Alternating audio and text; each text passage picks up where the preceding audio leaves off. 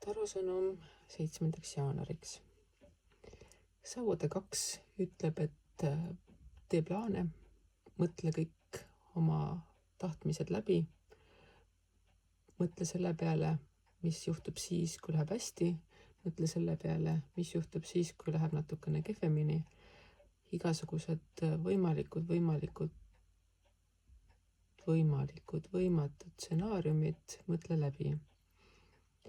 Kui sauade äss andis selle tõuke, et nüüd on mõtted olemas, nüüd tuleb tegutsema asuda, siis sauade 2 on sellest järgmine samm, et see ongi see, kus mõtted tuleb hakata teoks tegema.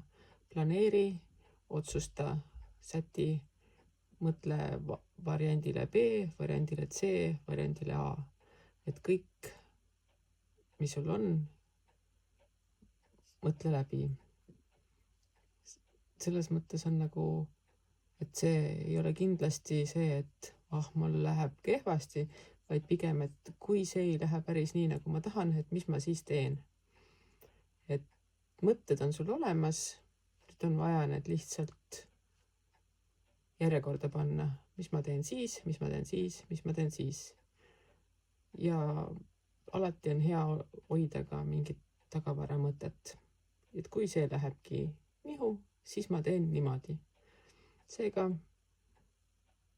plaani, mõtle ja asu tegutsema.